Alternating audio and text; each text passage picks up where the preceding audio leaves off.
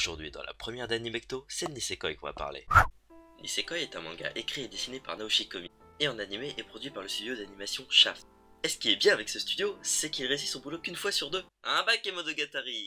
Nisekoi est une comédie romantique qui se déroule autour de Raku Ichijo, un garçon banal ayant fait une promesse avec une fille, celle de se marier lorsqu'ils se seraient retrouvés et qu'ils auraient ensemble ouvert le pendentif à serrure que la fille lui a donné, grâce à la clé que elle seule détient en sa possession. 10 ans se sont écoulés et Raku est un peu Alzheimer puisqu'il a oublié avec qui il a fait cette promesse. Mais on ne lui en veut pas, après tout il garde précieusement le pendentif dans l'espoir de retrouver son premier amour. Sauf qu'entre temps, Raku est tombé amoureux d'une camarade de classe du nom de Kosaki Onodera, une fille gentille et timide qui aime secrètement Raku depuis plusieurs années déjà. Un jour, alors qu'il était sur le chemin de l'école, Raku va tomber nez à jupe avec l'autre personnage principal, Chitoge Kiriseki. Chitoge est la fille du patron d'un gang ennemi au Yakuza dont le fils du chef est Raku. Ils seront forcés de faire semblant d'être un couple pour éviter la guerre entre les deux clans. Mais le problème, c'est qu'ils se détestent déjà dès lors de leur première rencontre. Vous l'aurez donc compris, c'est un triangle amoureux. Ah, et les autres filles alors? Ça c'est pour ajouter des boobs lors d'un événement plage. N'est-ce pas les filles? Malgré ce que je viens de dire, le fanservice n'est pas autant utilisé que dans d'autres harems. Il est même plutôt bien amené par moments en faisant évoluer les sentiments des personnages. On va donc suivre leurs aventures en tant que faux couple constamment surveillés par les clans. Mais bon, au final, on en vient à oublier très vite cette guerre de clans qui n'est un prétexte pour des scènes humoristiques, pour ensuite se concentrer sur le développement des relations amoureuses.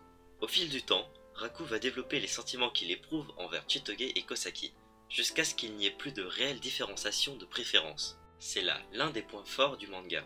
On laisse au spectateur l'espoir que le héros ira avec la fille que le spectateur préfère. Mais bon, l'égalité des chances est réduite pour les autres filles, et ça se fait ressentir dès la première saison. Les personnages sont très codifiés, très attachants, mais on sent que le taux de développement n'est pas le même pour tous. Il est parfois même très limité. Ce qui est quand même dommage, car en 20 épisodes, on a l'impression de n'avoir avancé ni dans le synopsis de base, ni dans le développement de tous les personnages. Quant à la saison 2, elle comporte seulement 12 épisodes, mais cette fois-ci on a le droit à de vrais questionnements, et un développement plus poussé.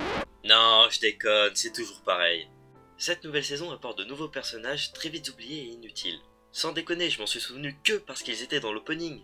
En plus de ça, on leur consacre des épisodes entiers, alors forcément le développement des personnages de base est moindre en 12 épisodes. Cette saison fait avancer un tout petit peu l'histoire pour repartir dans de la comédie avec un humour qui passe divertissant à lourd et redondant.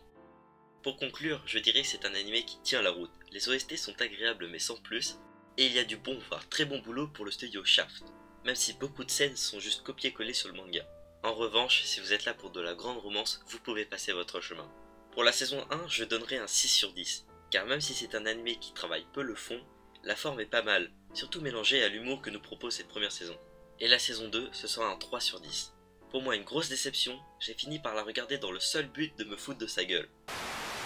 Et voilà, c'est la fin du premier épisode d'Animecto. C'est la première fois que je fais ce genre de choses, et j'espère vraiment pouvoir m'améliorer pour continuer cette émission.